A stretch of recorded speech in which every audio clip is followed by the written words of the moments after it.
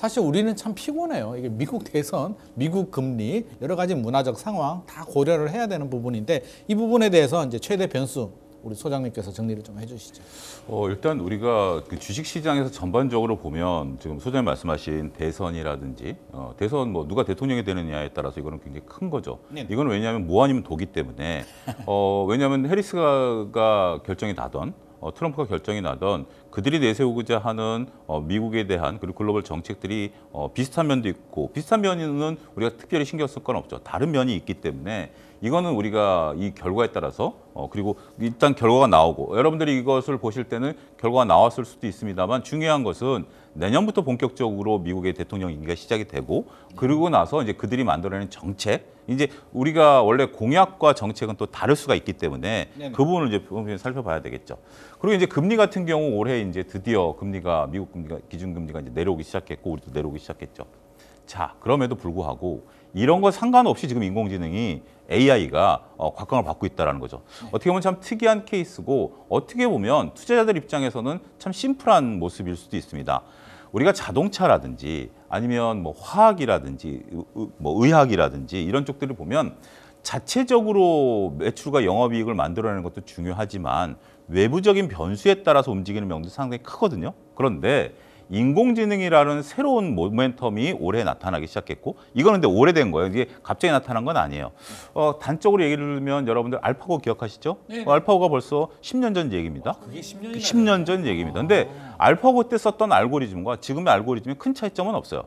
단지 뭐가 발전했느냐? 그때 당시에 알고리즘을 구현할 수 있었던 컴퓨터의 한계를 드디어 잭슨 황이 극복했다라는 거예요. 그 부분 이제 뒤가 설명하긴 하겠습니다만 그러면서 이제 이게 대중화가 이루어지기 시작했다라는 거 볼 수 있는데 어찌 됐든 자 금리가 여기서 다시 올라간다. 그리고 미국의 대통령이 극단적인 상황을 한다. 그리고 만약에 지정학적 리스크가 우크라이나 전쟁이 더 확산되고 중동에서 이스라엘과 이란이 더 싸운다 한들 생각하기도 싫어요. 근데 네. 그러니까 우리가 최악의 경우를 생각한다 한들 네. 인공지능 투자가 안 될까요? 인공지능 투자가 멈출까요? 하겠죠. 오히려 그러니까 더 해야 되나? 이게 여러분들이 읽어내셔야 되는 게 인공지능과 관련돼 우리가 이제 주식 투자를 할 때 과연 이러한 변수들을 우리가 이제 지금 상황에서 예측할 수밖에 없잖아요. 근데 다른 변수가 나타난다 하더라도 인공지능이 멈추겠냐라는 부분들을 보면 그 부분이 아니라면 인공지능은 우리가 꾸준히 여기서 관심을 가져야죠. 그렇기 때문에 어떠한 결과보다도 제가 이제 올 초부터 다른 방송에서 꾸준히 얘기했던 건 이거는 외부적인 변수 상관없다라고 꾸준히 말씀드려 왔었던 것들이고 근데 이제 인공지능에서 이제 구분할 필요가 있죠. 우리 박성준 의원께서 말씀하셨다시피 인공지능 회사는 크게 두 가지로 나눕니다. 하나는 하드웨어를 보고 하나는 두 번째 이제 거품론에 하시면서 언급하신 게 이 하드웨어를 가지고 돈을 버는 기업들이 이제 있는 거죠. 그것을 이제 구분할 필요가 있다. 이게 간단하게 얘기하면 우리가 과거 그 청바지 회사 금광 얘기를 많이 하는데 다들 청바지를 입어야 금을 캘 수 있죠.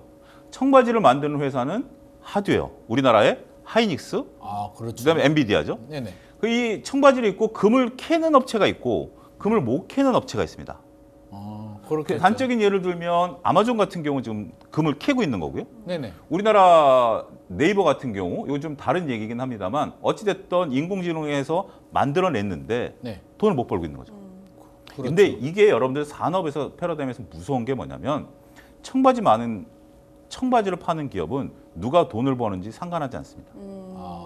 그리고 그렇겠죠. 금광이 널려 있는데 여기 우리가 이제 지금 이 스튜디오에서 3명 있지 않습니까? 네네. 근데 지금 현재 김인만 소장님이 막 열심히 금을 캐고 있어. 네. 근데 지금 이제 박성진 거랑 저랑 이제 청바지 입고 막 금을 캐려고 하는데 가능성을 보면 김인만 소장님이 금을 다 캐갈 가능성이 있어요. 네. 그렇다 하더라도 박성진 앵커랑 저가 금을 캐는 걸 멈춰야 될까요? 그건 아니죠. 더 열심히 해야 되죠. 결과가 나올 때까지는 금을 파야 된다라는 이게 무서운 거예요. 그래서 저는 앞으로 지금 정리하자면 이렇습니다. 큰 흐름을 여러분들이 읽고 내셔야 되는데 일단 지금 우리가 청바지는 없어서 못 파는 상황이고 네네. 그다음에 벌써 돈을 벌기 시작하는 사람들이 있고 승자 독식이 될 거긴 하지만 후발주자 입장에서는 극단적인 상황까지 투자는 이루어져야 된다라는 거죠. 해볼 만 해야 된다라는 거죠. 그렇기 때문에 지금 여러분들의 투자는 오롯이 청바지 만드는 회사를 중심으로 그 다음에 누가 돈을 버는지를 시뻘겋게 쳐다보면서 돈을 버는 기업과 못 버는 기업을 철저히 차별화해야 되는 시점이 바로 내년이다. 그렇게 정리하겠습니다.